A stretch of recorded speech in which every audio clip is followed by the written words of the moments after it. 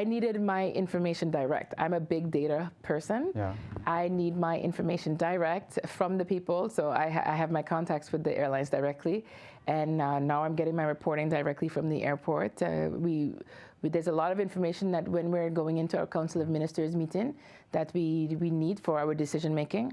And one of them is numbers, you know, the number of passengers coming in, the mix between the airlines. And what I can say is that we have more flights coming in as of November. You know, Delta's coming back on, and it's not so much a reduced schedule. So everyone is really looking forward to increasing. So Air France is increasing, KLM is increasing, American, Delta, JetBlue already increased. We have, instead of just JFK, we have Newark. So I'm excited to see how this plays out. People are so eager to come to Simran. I just got a call Sunday. This was so excited. All I got on the plane for January. I'm going to be in January. Yeah. You know, people want to come to Simran. So I really hope there are not too many restrictions. Yeah, we're working actively on it. I've been working on it. You know that the French side and the Dutch side have been trying to coordinate our plans, our protocols. How's that working?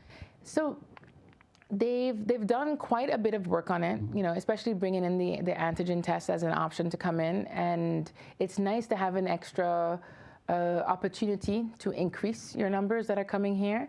The difficult part has been making sure that we have the facility here to actually accommodate it.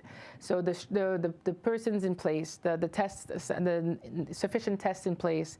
That's the hard part, is that the plan is okay and it's there, but it's just making sure you have everything ready for it to go. That's the limitation. In terms of I really don't want to go back to having the borders closed again at all. No. And that was one of the reasons that it happened, is that we had to match our protocol, and we had to say that we had the same guidelines, whether you're going to do reduced size for gatherings, whether you're going to close everything at midnight, whether you were going to do a testing in advance as a prerequisite for coming to the island, and then you do a secondary testing a week later or 8 days later. All of this came into play. It had to be also the same kind of tests. So, while from my side, I wasn't very much involved, but it's more VSA because of the health aspect. For me, it's about the times of the businesses. That's as much as I do get involved. But you can understand why that. We want to make sure that we avoid a border closure, which is why you want to match.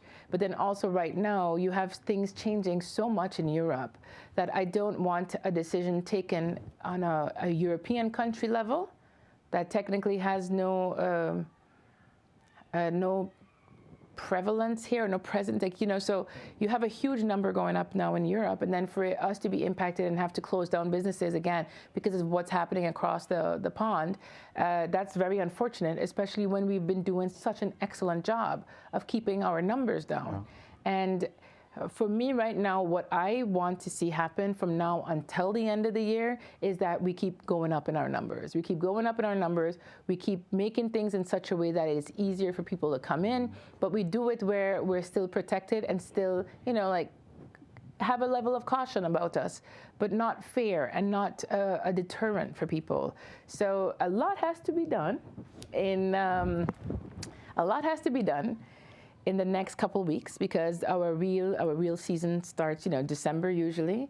But what you're already seeing coming in is the mega yachts. The mega yachts are already coming in, and their requirements were the same as any traveler coming in. I think they're going to do better this year with mega yachts. Yes, I am hopeful with that. Because what I understand, since COVID-19, people who could have afforded a private plane but didn't use it are now using it. The same for mega yachts. So you're going to see that business has increased in terms of private jets and mega yachts. Yeah. So we stand again there.